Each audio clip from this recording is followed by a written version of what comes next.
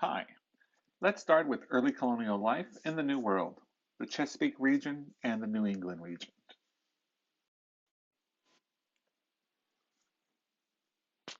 Let's talk about Virginia. Settlers will come to the New World, in particular Virginia, hoping to find gold like the Spaniards in Mexico, Central and South America. Of course, we know there is no gold to be found in these areas. Many will die horrible deaths, and in fact, many are prevented from these deaths by the Native Americans. But what these settlers do find is that gold may not be found, but tobacco grows really well in this region. In fact, tobacco has been introduced in England and the English love it. Many a salon pops up throughout England, in particular London, where we see British men here smoking their tobacco pipes and enjoying it. There is a demand for this crop, and in fact, it's a cash crop here in the New World, in particular Virginia. Virginians will plant large patches of this cash crop and just dedicate it to tobacco. These these patches of land, they're spread out through the countryside. They're not close to town. In fact, neighbors will not see neighbors because they're so large and so spread out. These large patches of land dedicated to this cash crop are called plantations. Now, plantations do require, other than tobacco, they need men, they need labor. And in fact, these plantation owners will recruit men from England. This is the 17th century, and there is a need for labor here in the New World, which the Old World, i.e., Europe, England, London, has too many. There's not enough land there to support the labor force or even feed its own population. The poor in Europe do not have any opportunities. And of course, the New World will afford this to them, and they are willing to come. Yes, they are. They're willing to come. These men that come over, they're known as indentured servants. They agree to come over and work the land in exchange for passage to the New World. And in fact, are guaranteed an exit payment once a certain number of years have passed that they've worked on the plantation. Now, they're not allowed to leave the plantation, and they will work very, very hard. In fact, many will die before their contract's even over. But if something funny happens in the mid 17th century, all these men, these indentured servants that come over, they begin to live longer lives and fulfill their contracts. Now, if you want to think about it, plantation owners are hoping or betting that the majority of these men will pass away and die before they have to make that exit payment, that contract payment that these men have been promised. But they start living to the fruition of their contract. Now, with more men fulfilling their contracts, they're going to demand their money, of course, and they're going to want to go out and buy their own land. Now, by the time these men fulfill their contracts, though, the best lands have already been taken. The lands near towns or on the coast. So what happens is these men start moving out towards the frontier to find more land. Now, of course, as they move towards the frontier, i.e. the west, they start to encounter the Native Americans. Now, not all Native Americans were violent. I just want to stress that. But there are encounters between these new settlers, these former indentured servants, and the Native Americans. Now, this cash crop, everyone is planting it, everyone's hoping to make a lot of money on tobacco. But just like any commodity, when there's too much of a crop, what happens to the price? It drops. And what do plantation farmers do? They buy more and more land to try to make up for that loss in revenue. Of course, driving the price even lower. But the people that can afford to buy more land are already wealthy. So the poor, these former indentured servants, can't buy any more land, so they become tenant farmers working for the plantation owners. By the 1670s, the Virginia frontier has a unique character. It becomes a refuge for young, poor white men, disgruntled, promised the early American dream and not finding it. Now, these men are mostly bachelors because there's a scarcity of women in the colony. Only the wealthy Virginia men could really attract a bride. These frontiersmen were a wild, reckless group. There was no parental or marital authority to obey, so they're not married, they don't have a wife to answer to, and most of them are not parents. They don't have children to kind of settle them down. And probably the most ominous character of these men, these bachelors, these wild guys, was that these young, reckless men are armed. They do have guns, i.e., rifles. Kind of a dangerous combination. Now, we need to be introduced to this gentleman, Nathaniel Bacon. Now, Nathaniel Bacon was born into a wealthy English family. He's actually educated at Cambridge University in England, but he'll squander his inheritance. And by the time he's 25, he's lost all his money. Well, he's actually wasted all his money. Now, his father's very annoyed with his son, and he wants to instill a sense of responsibility in young Nathaniel. So he'll send Nathaniel to Virginia with some money to buy a tobacco plantation. The surest way to get rich, right? Well, we've talked about what happened to tobacco prices and them dropping, and also not a lot of land or good land to create a plantation. So, like many of the other former indentured servants, Bacon finds that he cannot claim land on the coast. It's already been claimed. So he has to set up a plantation on the frontier in the middle of Virginia. Now, Bacon is anxious to trade with the Native Americans to make money. That's also a way to make money, is trade with the Native Americans. He'll try to get a permit to trade with the Native Americans, but the governor of the colony, Governor Berkeley, which you've read about in one of your readings, refuses. In fact, Governor Berkeley refuses because he controls the lucrative Indian trade and was reserving the trade for him and his own friends. Now, Bacon will organize a band of these wild bachelors to attack the Indians. In fact, they use them as a scapegoat. They're the reasons that they're poor, that they can't find good land. They're the reasons that they can't uh, get a move forward in this new colony. Now, gone is the distinction of a previous time between good and bad Indians, between those allied with the colonists and those who were not. Now, as a result of this desire for land and the lack of distinction between allies and enemies regarding Native Americans, Bacon's men attack a tribe. Actually, they attack a tribe of friendly Indians who had developed a long, peaceful relationship with the English. Governor Berkeley, of course, is upset with this situation because he trades with this tribe, and they are not hostile. I repeat, they are not hostile towards the colony.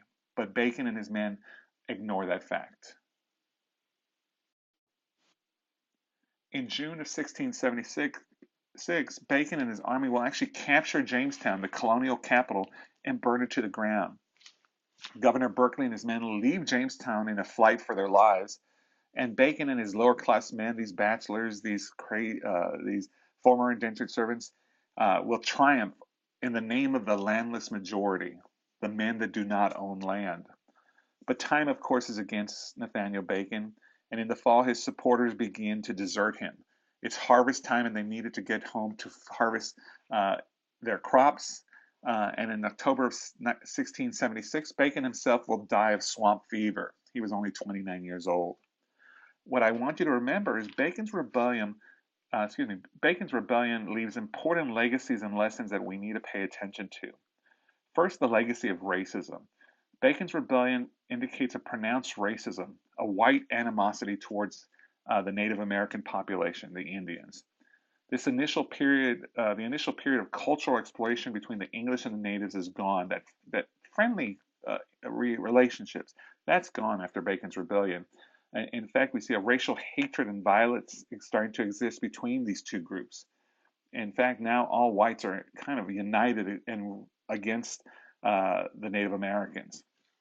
Second thing I want you to remember is Bacon's rebellion reveals that there's a threat of class conflict over land ownership.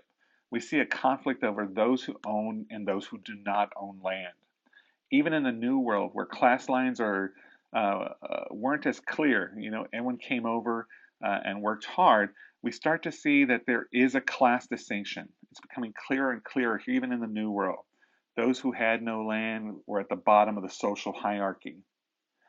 And the most important lesson of Bacon's rebellion, though, was the realization that class conflict among whites could be alleviated when white anger is turned against other racial groups. From Bacon's rebellion, it became clear that class tensions within the white population could be alleviated if people's anger was directed against a non-white group.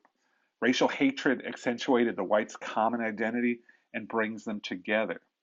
This white racial hatred was implemented effectively after 1676 but this time it's against African slaves. Enslaving Africans and the racial hatred expressed in that action placed Africans apart from whites. Virginians will start to divide their world increasingly along racial lines and not class lines. And if society was divided by race, all whites had a commonality of interest. They shared the desire to keep the black and Native Americans subordinate to white power.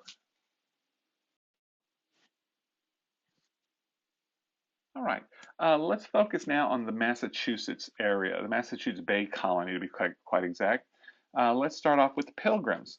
The Pilgrims, which I think we all have heard of, I would hope so, throughout high school or throughout our school or academic career, come to the New World for a different reason other than our Virginian settlers.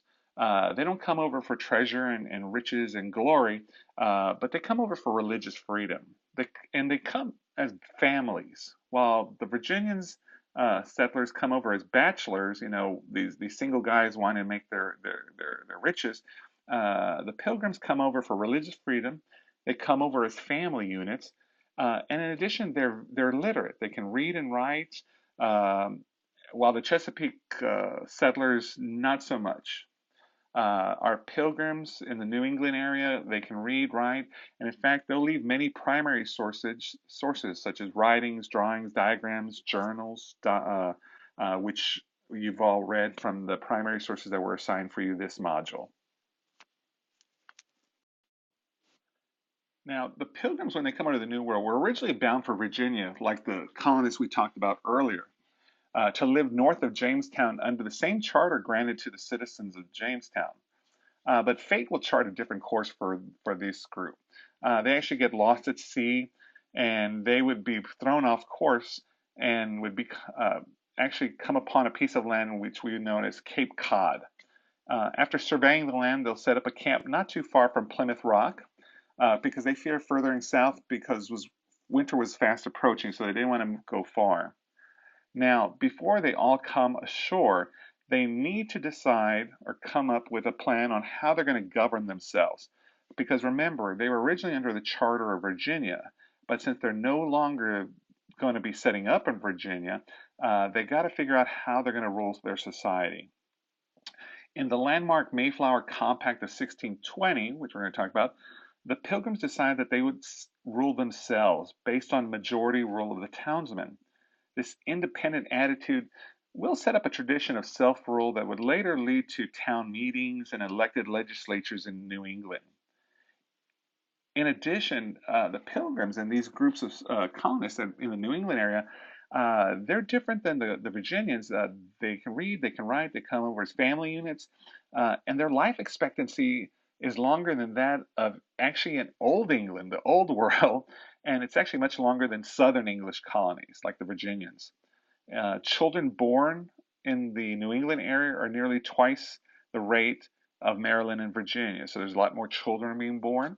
And it's often said that the New Englanders invented the term grandparents. Now, that is not true, uh, but it's the first time we have so many people in great numbers that actually were old enough to see their children's children.